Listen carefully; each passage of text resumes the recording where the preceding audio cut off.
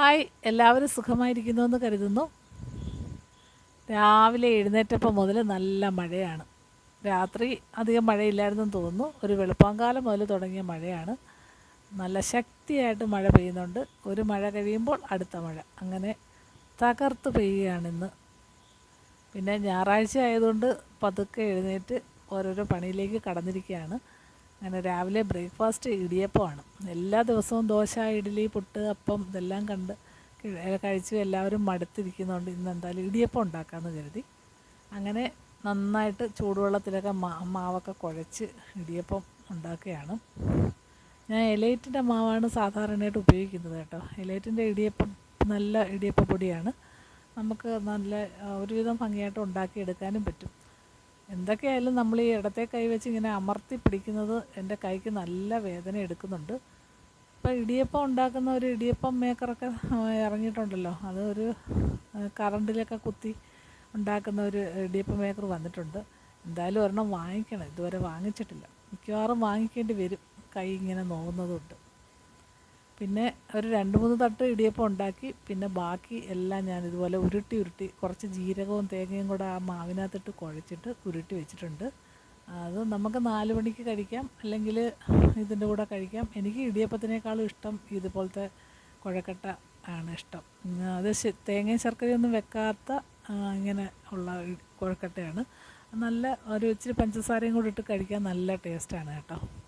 അങ്ങനെ അതാണ് ഇന്നത്തെ രാവിലത്തെ ബ്രേക്ക്ഫാസ്റ്റ്. അങ്ങനെ ഇടിയപ്പവും കുഴക്കട്ടയും വേണ്ടുന്നവർക്ക് കഴിക്കാം. കുറച്ച് പഞ്ചസാരയും കൂടി ഇട്ടിട്ടുണ്ട്. പിന്നീട് നമ്മുടെ ഗാർഡനിൽ ഉണ്ടായ വെണ്ടയ്ക്കയാണ് കേട്ടോ. വെണ്ടയ്ക്ക നല്ല നീളമുള്ള കൊമ്പൻ വെണ്ടയ്ക്ക എന്നാണ് ഇവിടെ പറയുന്നത്. അത് കുറച്ചുണ്ടായിട്ടുണ്ടായിരുന്നു. അത് പോയി പറിച്ചുകൊണ്ട് വന്നു. പക്ഷേ അത് കുറച്ച് 2-3 മുറ്റിപ്പോയി. ഈ വെണ്ടയ്ക്കയെന്ന് പറഞ്ഞാൽ നമ്മൾ ഇന്നുണ്ടായി നാളെ മറ്റന്നാൾ 2-3 ദിവസത്തിനുള്ളിൽ അത് പറിക്കണം, എങ്കിലേ ആ വെണ്ടയ്ക്ക നല്ല പരുവത്തിന് കിട്ടത്തുള്ളൂ. കുറച്ച് താമസിച്ച് പോയാൽ ഉടനെ അതങ്ങ് മുറ്റിപ്പോവും.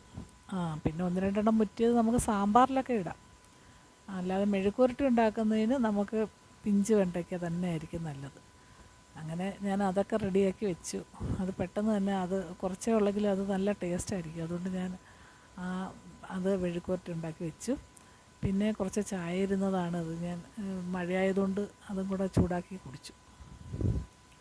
ഇനി പത്രപാരായണം, കുറച്ച് ദിവസം നേരം പത്രം വായിക്കുന്ന പതിവുണ്ട് കേട്ടോ.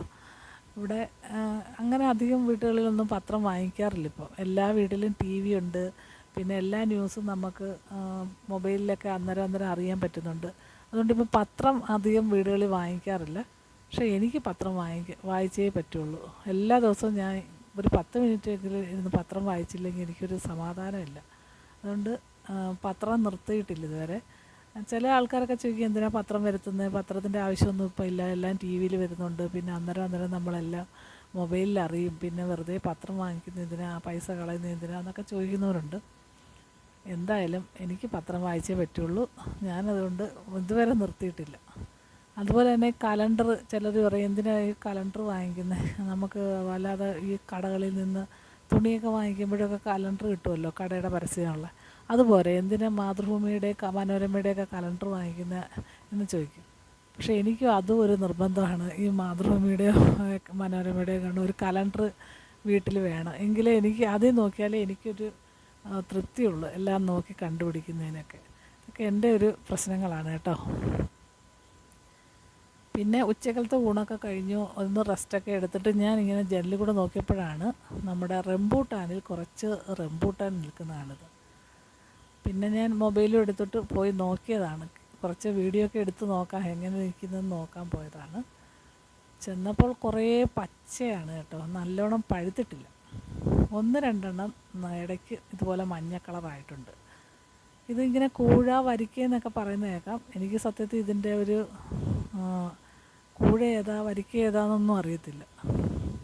ചിലരങ്ങനെ പറയുന്നത് കേൾക്കാം, കൂഴയാണോ അതേപോലെ വരിക്കയാണോ എന്നൊക്കെ. നമ്മൾ ചക്കയുടെ കണക്ക്, എനിക്കത് അറിയത്തില്ല ഞാൻ അതിന് തമ്മിൽ എന്താ വ്യത്യാസം എന്നുള്ളത്. എന്തായാലും 2 ഇളം മഞ്ഞ കളറിൽ കിട്ടി. വീഡിയോ എടുക്കാനൊന്നും ആരും ഇല്ലാത്തതുകൊണ്ട് ഞാൻ തന്നെയാണ് കേട്ടോ, എൻ്റെ മൊബൈൽ ക്യാമറ വെച്ച് ഞാൻ തന്നെ എടുക്കുകയാണ്. അങ്ങനെ കടിച്ച് നോക്കിയപ്പോൾ നല്ല മധുരം. അതിൻ്റെ തോട് കടിച്ച് കളഞ്ഞപ്പോഴേ പിന്നീട് എനിക്കൊരു പേടി, ഇനി വവ്വാലെങ്ങാനും കയറി ഇങ്ങനെ കടിച്ചതാണോ, അങ്ങനെ പറയുമല്ലോ വവ്വാൽ കടിച്ചത്. ഈ റംബൂട്ടാനിലൊക്കെ വവ്വാൽ കടിക്കും, അതുകൊണ്ട് ആരും കഴിക്കരുതെന്നൊക്കെ പറഞ്ഞിട്ടുള്ളത് കൊണ്ട് ചെറിയൊരു പേടിയുണ്ട്. എങ്കിലും ഞാൻ വിചാരിച്ചു കിട്ടിയത് ഇരിക്കട്ടെ എന്ന് പറഞ്ഞ് ഞാൻ ആ പഴുത്ത 2 കൊണ്ട് നമ്മുടെ സിറ്റ് ഔട്ടിൽ വന്നിരുന്ന് കഴിക്കുകയാണ്. നല്ല മധുരം എന്ന് പറഞ്ഞാൽ നല്ല മധുരം. എന്നാൽ നല്ലോണം പഴുത്തിട്ടുമില്ല കേട്ടോ, ഇനി കുറച്ചുകൂടെ അത് പഴുക്കാനുണ്ടെന്നാണ് എനിക്ക് തോന്നുന്നത്.